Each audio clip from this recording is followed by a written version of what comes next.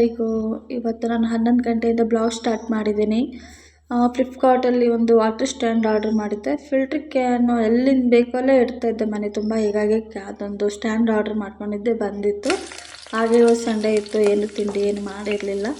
ಉದ್ದಿನ ವಡೆ ಮಾಡೋಣ ಅಂತ, ಅವನಿಗೆ ತುಂಬ ಇಷ್ಟ ಉದ್ದಿನ ವಡೆ, ನೆಮ್ಮದಿಯಾಗಿ ತಿಂತಾನೆ ಸಂಡೇ ದಿನ ಅಂತಂದು ಮಾಡಿದೆ. ತಿಂತ ಆಚೆ ಬಂದರೆ ಆಕಾಶ ಫುಲ್ಲು ಹೊಗೆ ತುಂಬ್ಕೊಂಡ್ಬಿಟ್ಟಿತ್ತು. ಎಷ್ಟು ಹೊಗೆ ಅಂದರೆ ಅದು ಮಾಕ್ಳಿಯಲ್ಲಿ ಆಗಿರೋದು, ಫ್ಯಾಕ್ಟ್ರಿ ಬ್ಲಾಸ್ಟ್ ಆಗಿದೆ. ಪರ್ಫ್ಯೂಮ್ದು ಫ್ಯಾಕ್ಟ್ರಿ ಅಂತೆ ಅದು. ಇವನಿಗೆ ಹೊಗೆ ನೋಡಿ ಖುಷಿ ಆಗಿಬಿಟ್ಟಿದೆ.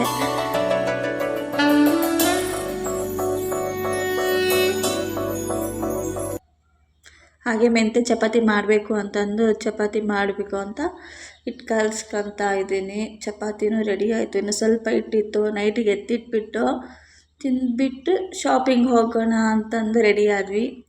ಮಾಲಿಗೆನ ಬಂದ್ವಿ. ಅಂದರೆ ಬಟ್ಟೆ ಎಲ್ಲ ಸ್ವಲ್ಪ ರೇಷನ್ ಬೇಕಾಗಿತ್ತು, ರೇಷನ್ ತೊಗೊಂಡು. ಆದರೆ ಬಟ್ಟೆ ಹತ್ರ ಮನಸ್ಸು ಹೋಗ್ಬಿಡುತ್ತೆ ರೀ, ದಪ್ಪ ಆಗಿಬಿಟ್ರೆ ಬಟ್ಟೆ ಹಾಕ್ಕೊಳ್ಳೋಕ್ಕೆ ಆಗೋಲ್ಲ. ಎಷ್ಟು ವೆರೈಟಿ ಬಟ್ಟೆಗಳು ಬಂದಿದ್ದಾವೆ ಮಾರ್ಕೆಟಿಗೆ, ಹಾಕ್ಕೊಳ್ಳೋ ಯೋಗನೇ ಇಲ್ಲ, ಹಂಗಾಗ್ಬಿಟ್ಟಿದೆ.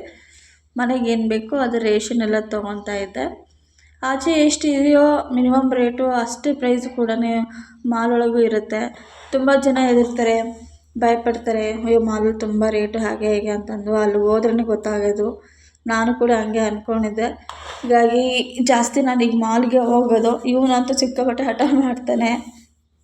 ಎಲ್ಲ ಐಟಮ್ಸ್ ಒಂದೇ ಕಡೆ ಸಿಗುತ್ತೆ, ಚೆನ್ನಾಗಿ ಅನಿಸುತ್ತೆ. ಹಾಗೆ ಫೈನಲಿ ರೇಷನ್ ಎಲ್ಲ ತೊಗೊಂಡು ಬಂದು ಎಲ್ಲ ಪ್ಯಾಕ್ ಮಾಡಿ ಮನೇಲಿ ಕಲ್ಲಂಗಡಿ ಇತ್ತು, ತಿಂದುಬಿಟ್ಟು ಬಜ್ಜಿ ಮಾಡಿಕೊಂಡು ತಿಂದ್ವಿ ಸಾಯಂಕಾಲ. ಇಲ್ಲಿಗೆ ಬ್ಲಾಗ್ ಎಂಡ್ ಮಾಡ್ತಿದ್ದೀನಿ. ಬಾಯ್.